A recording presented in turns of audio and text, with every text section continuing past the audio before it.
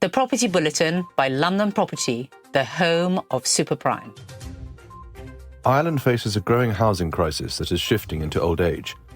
The number of people aged over 65 renting privately has doubled since 2011, driven by high house prices and declining home ownership. This trend undermines a core assumption of Ireland's pension system, that retirees have little or no housing costs. Pension benchmarks assume housing costs of around just €600 per month, far below real market rents. As a result, older renters face a high risk of poverty. Research suggests housing cost poverty among over 65s could rise from 14% to over 30% if home ownership continues to fall, which is currently projected. More people are reaching retirement without ever buying a home, particularly those over 40 who remain trapped in the rental market. While solutions like cost rental housing, auto-enrollment pensions and rent support exists, they are either too small in scale, poorly targeted, or risk inflating rents further. Without major expansion of affordable housing and policies to support long-term ownership, Ireland risks a future where renting into old age becomes the norm, with serious social and fiscal consequences. Today's hostile regulatory environment for UK landlords risks repeating a historical pattern seen during the late 1980s and early 1990s housing crash. Back then, widespread repossessions led lenders and banks to become large-scale temporary landlords. Distressed homes were aggregated into rental portfolios, rented for several years, and then sold in bulk to institutional investors.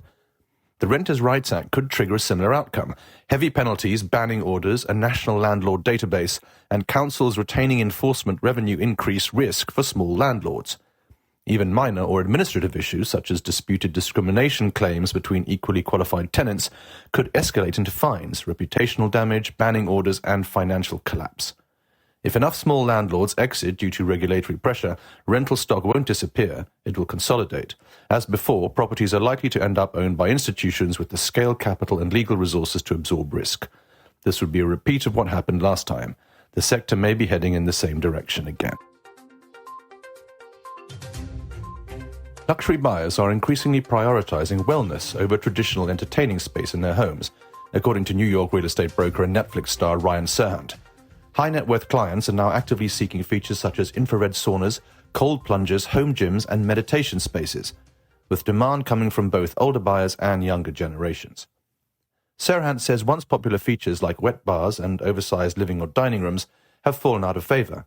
Instead of hosting at home, wealthy buyers now view their property as a personal sanctuary and prefer to socialize and entertain outside. This shift reflects broader lifestyle changes, potentially accelerated by the pandemic, and is being mirrored in other luxury markets such as Miami. Developers are responding by offering wellness-focused living, including yoga decks, spa-style amenities, multiple pools, and concierge-style services. The trend signals a move away from pure square footage toward homes designed around health, balance, and lifestyle. New York is evolving into a city increasingly dominated by the super-rich and immigrants, while the middle class continues to leave. Despite fears that socialist leadership under Mayor Zohran Mamdani will drive wealthy residents away, evidence suggests the opposite. Luxury property sales are rising. The number of ultra-rich residents is growing and market rents continue to increase. New York, like London, is shifting from a broad-based economic engine into an amenity city focused on tourism, luxury living, and entertainment. Office space is being converted into high-end residential units as remote work persists and finance jobs relocate to cheaper US cities. Economic activity is becoming more about serving wealthy residents and visitors than creating middle-class jobs. Socialist policies could disproportionately harm working and middle-class residents through poor schools, weaker law enforcement, rent freezes that squeeze small landlords, and a lack of focus on job creation. The ultra-rich, by contrast, remain largely insulated. The possible outcome is not urban collapse, but a London-style future, a global city catering to wealth and tourism with diminished social mobility and shrinking native middle class, no longer functioning as a pathway from poverty to prosperity. RICS data shows the autumn budget failed to lift the UK property market, with activity and sentiment weakening further.